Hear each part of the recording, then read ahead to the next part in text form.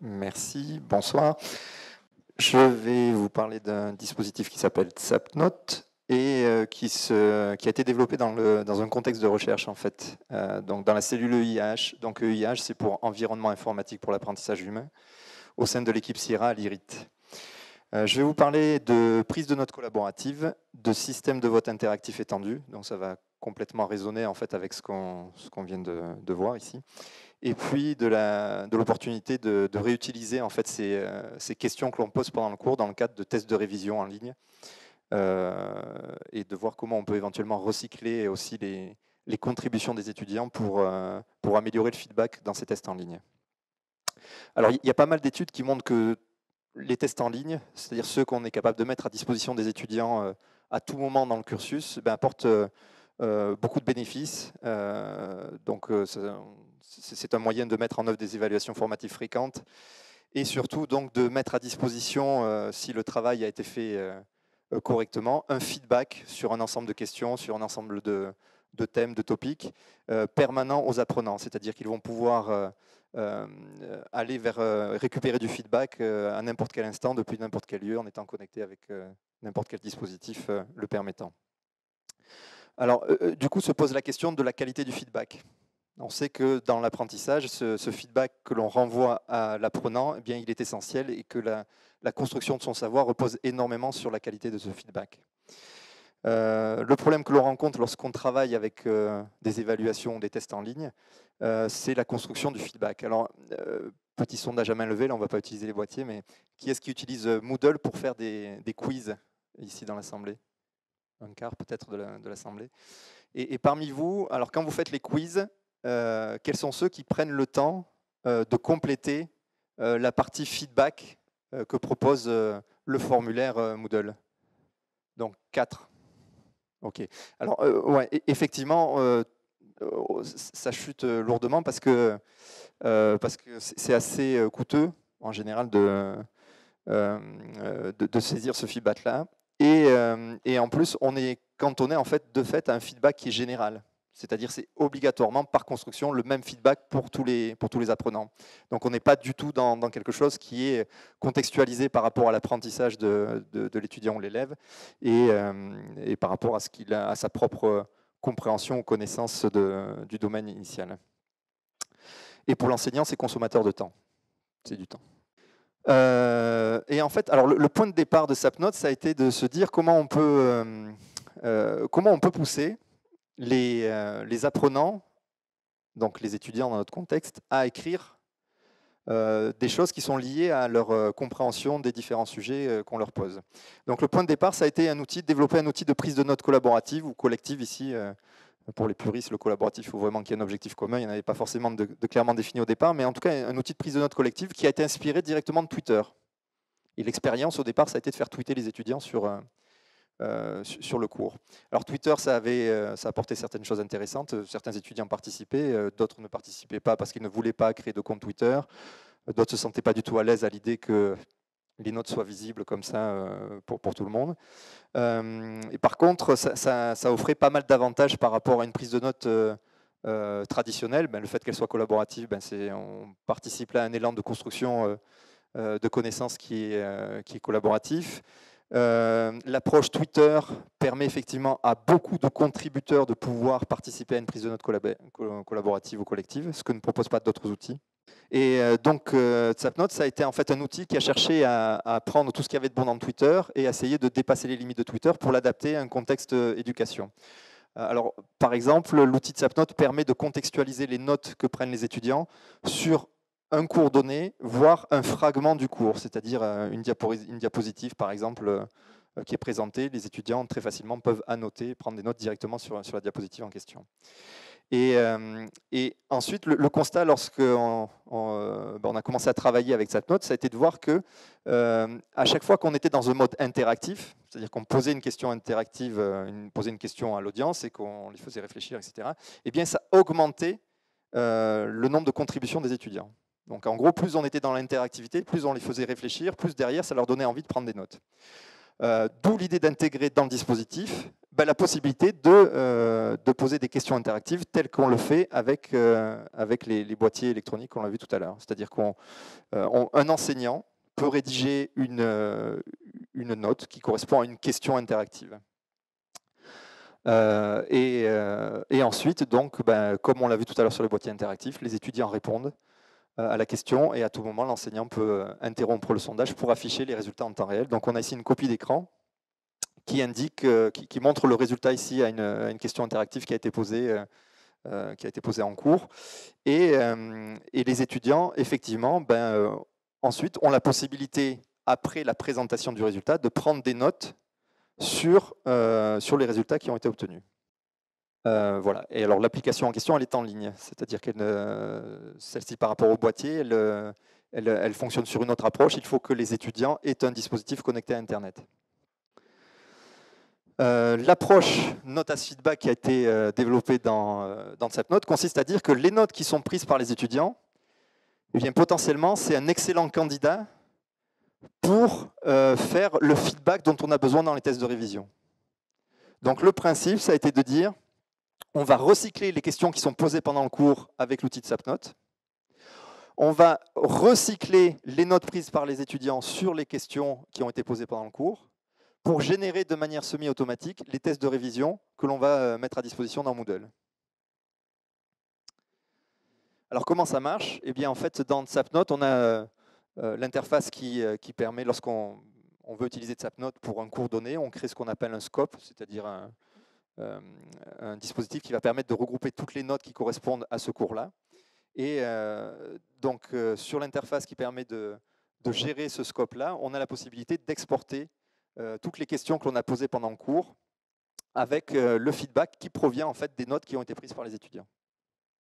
Donc concrètement, les notes, ce sont bien les notes qui sont relatives uniquement à la question qui vont être récupérées dans le dispositif d'export. Ce qui fait qu'ensuite, dans Moodle, on peut importer le fichier qui est généré par Sapnote et on récupère donc toutes les questions qui ont été posées pendant le cours dans une banque de questions, dans la banque de questions du cours Moodle dans lequel on a effectué l'import. Et ce que l'on voit ici, c'est qu'en fait, ces questions-là, à tout moment, on peut, puisqu'elles se retrouvent dans Moodle, éventuellement les éditer, compléter l'édition dans Moodle. Et donc, si parmi les notes qui ont été prises par les étudiants, eh bien, on trouve qu'elles ne conviennent pas pour un feedback, l'enseignant a toujours la main pour éventuellement supprimer une partie, compléter le feedback si nécessaire.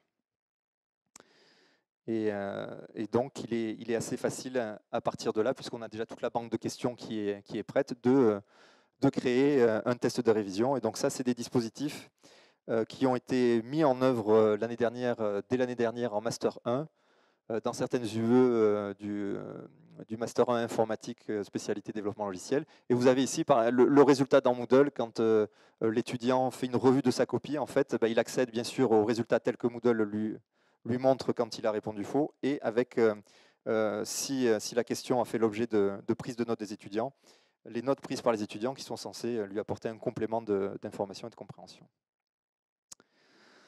Alors des bénéfices autour de ça, il y en a pas mal, c'est que on a un dispositif qui facilite la mise en œuvre de tests de révision à partir réellement de questions qui sont posées dans le cours.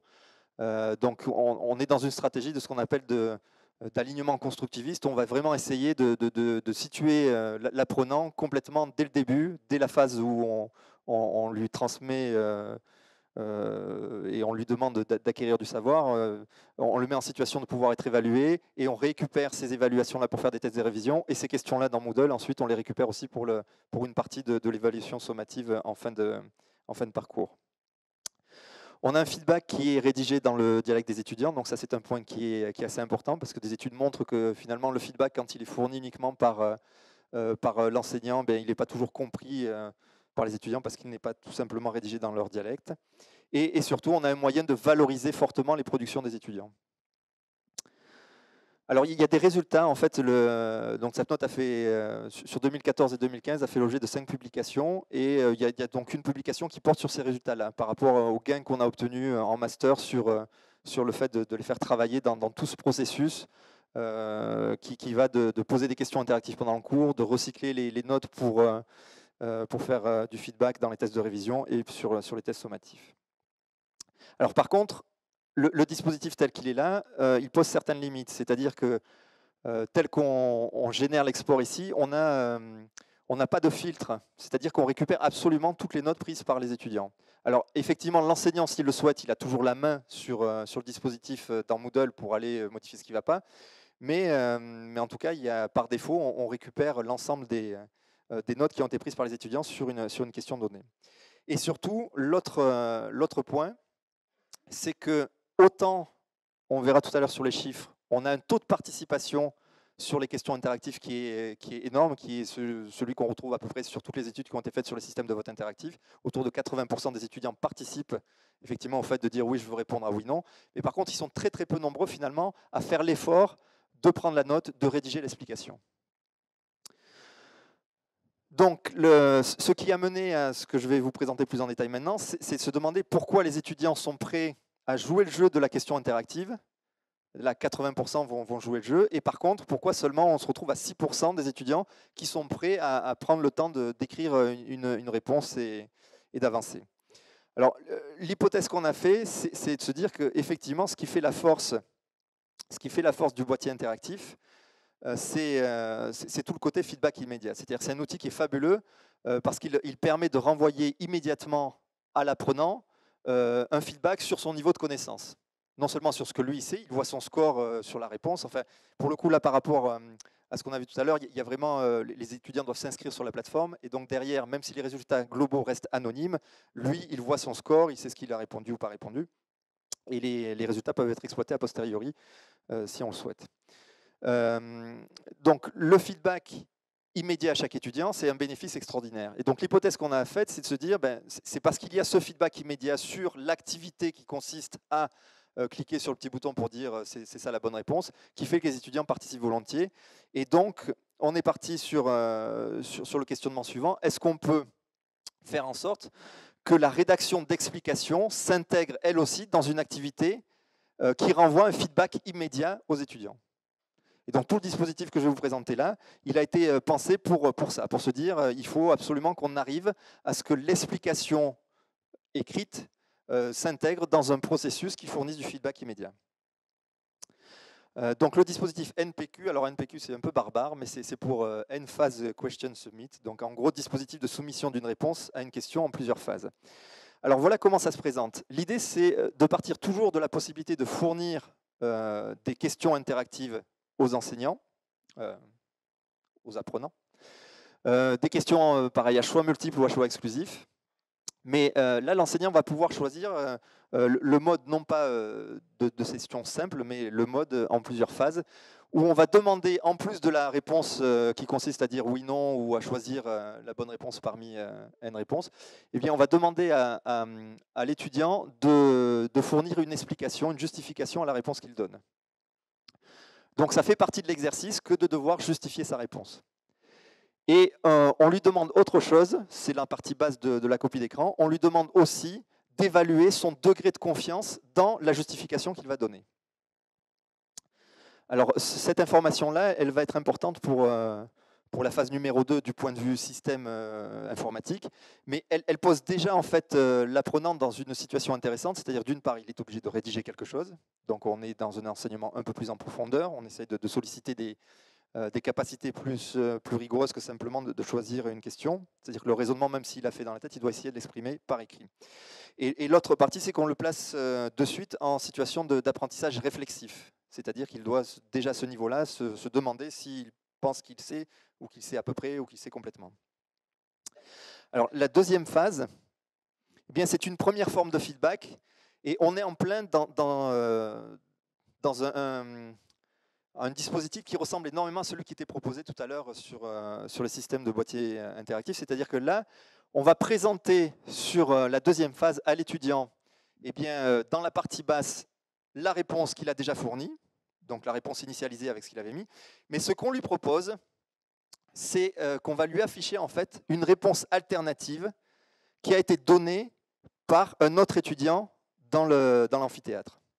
En gros, c'est un peu la phase de discussion qui était évoquée tout à l'heure dans le dispositif, sauf que là, on se concentre sur ce qu'on appelle clairement un conflit socio-cognitif, c'est-à-dire qu'on confronte l'apprenant à une réponse différente de la sienne, et on va lui demander de se positionner ici. Alors, ce qui est intéressant avec le dispositif, on dit qu'il y a moins d'interaction entre les personnes de vive voix. Sauf que, par exemple, sur ces questions de discussion et autres, on sait qu'il y a beaucoup d'études qui montrent que les conflits socio-cognitifs, ils marchent de temps en temps, mais souvent ils ne marchent pas à cause de ce qu'on appelle les influences parasites relationnelles. En gros, si vous discutez avec le gars dont vous savez que c'est le meilleur de l'amphi ou quoi, ou en gros, quoi qu'il vous dise, vous allez penser qu'il a raison. C'est un peu ça l'idée. Donc le conflit socio-cognitif, on sait que ça marche très très bien si on arrive à évacuer tous les phénomènes parasites. Donc là, l'objectif, c'est de fournir une réponse alternative, bien sûr, de manière complètement anonyme. C'est-à-dire qu'on ne sait pas qui est-ce qui a répondu la réponse différente. Et donc, dans cette deuxième phase, l'étudiant a la possibilité du coup de changer complètement sa réponse. C'est-à-dire de dire, je maintiens ce que j'ai mis, auquel cas il peut éventuellement changer son degré de confiance dans sa réponse, ou il peut carrément changer ce qu'il pensait être vrai au départ. Donc on est dans dans un deuxième niveau de feedback qui consiste à proposer une réponse alternative. La troisième phase consiste à afficher les résultats. On affiche les résultats et on demande aux étudiants en fait de voter sur des réponses qui ont été fournies par les étudiants, mais cette fois-ci correspondant à la bonne réponse. Donc là, l'objectif, c'est de se dire, nous, on a toujours envie de récupérer le meilleur feedback possible pour les tests de révision. Donc il faut être capable à un moment donné d'introduire la notion d'évaluation de ces notes qui ont été rédigées par les étudiants. Or, dans un amphi, eh bien, par définition, l'enseignant en temps réel, il ne va pas être dans la capacité d'évaluer potentiellement les 40, 30 bonnes explications qui ont été données sur un sujet. Donc, on a fait appel ici à un dispositif d'évaluation par les pairs. C'est-à-dire qu'au lieu de confier l'évaluation de toutes les notes à l'enseignant, on fait en sorte que chaque étudiant récupère 3 explications correspondant à la bonne réponse pour les évaluer. Donc là, le dispositif est un dispositif qui permet aux étudiants d'évaluer 3 questions, 3 explications, avec une échelle de Likert allant de 1 à 5. Donc 1 étant cette explication ne m'est pas utile, 5 étant cette explication m'est très utile. Et au final, on affiche dans le dispositif en fait les explications avec les notes qui ont été affectées par les différents étudiants en les rangeant de la mieux notée à la moins bien notée. Et du coup, ce sont maintenant dans le dispositif ces notes qui ont été rédigées par les étudiants et qui ont été donc évaluées par les mêmes étudiants, qui sont intégrées dans les tests Moodle pour fournir le feedback aux étudiants. Donc là, l'algorithme, il sélectionne seulement les notes qui ont plus de 2,5. Bon, ça, ce sont des paramètres qui ont été choisis pour l'instant dans ce... Alors, je vais vous montrer quelques chiffres. En termes d'expérimentation, ça a été expérimenté... donc, le dispositif en une phase, c'est tout neuf, là, donc ça a été expérimenté cette année, en Master 1 informatique, sur 8 heures de cours. Et dans ces 8 heures de cours, il y a 12 questions à soumission à une phase qui ont été posées.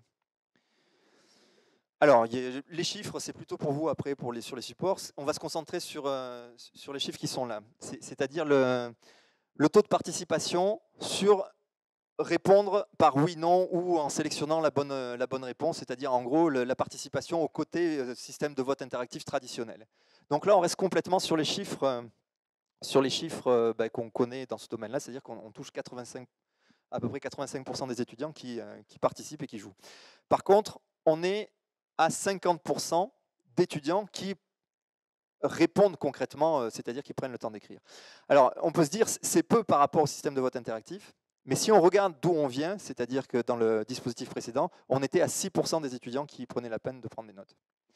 Et l'autre point qu'il faut noter, c'est que là, on est sur finalement très peu d'heures de cours et autres, et que ce qu'on constate, c'est que sur différents cours, on a on a un écart type assez phénoménal sur le taux de participation à la fourniture d'explications. C'est-à-dire qu'on a un cours où on est quasiment à 75% de participants, alors que sur le cours J2EE, on est sur une proportion beaucoup plus faible. Donc là, on est clairement sur des volumes de données qui, à mon avis, ne sont pas assez importantes pour avoir quelque chose de plus rigoureux et plus net. Ensuite, l'impact du conflit socio-cognitif en phase 2. Donc l'idée là, c'était de regarder, en gros, parmi tous les étudiants qui avaient répondu une mauvaise réponse, quel est le pourcentage de ceux qui changent d'avis après, lors de la phase numéro 2. Et alors, on est en plein, il y a 33%, à peu près, c'est un tiers des étudiants qui ont répondu une mauvaise réponse, qui changent d'avis après avoir vu une réponse alternative. Et c'est amusant parce que ça correspond exactement à peu près à ce qu'on a vu tout à l'heure sur ce qu'on avait, sur l'expérience qu'on a faite tout à l'heure. Et enfin, sur les dernières parties, donc là simplement c'est sur le fait de le taux de participation au vote, c'est-à-dire est-ce que les étudiants se prêtent au jeu facilement de se dire je vais noter une autre explication. Eh bien on a un taux de 65% à peu près de participation, et là aussi avec un écart type qui est assez important. On arrive sur le taux de participation à 85% sur le dernier cours, et toujours pareil avec quelque chose de moins important sur le cours du milieu. Par contre, voilà, si on regarde, ce qui est intéressant, c'est que les notes, chaque question en fait, est évaluée en moyenne par 6,5 étudiants dans le cadre d'un effectif moyen de 32 étudiants. C'est-à-dire qu'on arrive quand même à avoir un nombre assez significatif de notes pour avoir une moyenne assez sympathique. Et l'écart type moyen des notes que donnent les étudiants est de 1,1. Donc ça veut dire qu'on a un écart de notes à peu près de 20%. Ce qui, dans le cas de ce que l'on veut faire, c'est-à-dire de pouvoir sélectionner les meilleures notes pour générer le feedback dans les tests de révision, semble acceptable. Voilà, si on essaye de synthétiser un peu ce qu'on obtient en termes de participation à la tâche de rédaction, qui était l'objectif initial principal, c'est-à-dire de faire en sorte qu'on ait beaucoup plus d'étudiants qui participent à la tâche de rédaction pour pouvoir améliorer le feedback dans les tests de révision, eh bien on voit que sur le taux de participation par rapport à l'année dernière au système de vote interactif traditionnel, on a un petit peu augmenté, mais bon, on reste dans le même ordre de grandeur. Par contre, sur tout ce qui est participation à la tâche d'explication, on a rempli un grand gap. On est au-dessus on est à 49%, on a vu par rapport à 6%. Et ce qui nous permet du coup derrière de conserver les explications correspondant aux bonnes réponses, d'avoir un amas suffisamment conséquent de données pour pouvoir passer l'algorithme de sélection correctement. En conclusion, donc, en gros, ce qui est nouveau dans la version de Sapnote de cette année, c'est qu'on est passé d'un dispositif non qualifiant de feedback à un dispositif qualifiant pour les tests de révision. On a réussi à augmenter le taux de la tâche de rédaction de manière significative, et on a des résultats qui sont aujourd'hui... on n'a pas eu les moyens, le temps, etc., de mettre en place des dispositifs similaires à ceux qu'on a vus tout à l'heure, avec des groupes témoins, des groupes de contrôle et autres. Mais ça, c'est vraiment les objectifs. Donc, tous les enseignants volontaires pour utiliser Sapnote sont les bienvenus pour qu'on puisse ouvrir le dispositif à d'autres formations, à d'autres enseignants, à d'autres niveaux, afin de passer sur des évaluations un peu plus rigoureuses en termes d'effet là sur les résultats pédagogiques au final. Quelques liens. Donc sur Sapnote, il y a aussi des informations sur Twitter. Et en fait, pour répondre à une des questions aussi qui était posée sur la possibilité d'utiliser les dispositifs qu'on vous a présentés aujourd'hui, on a mis à disposition un sondage. Donc l'URL est sur le diaporama qui vous sera mis à disposition. Je pense qu'il sera envoyé prochainement.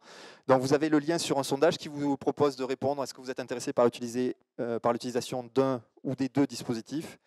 Et à ce moment-là, on revient vers vous pour enclencher les actions nécessaires. Voilà, je vous remercie. Si vous avez des questions.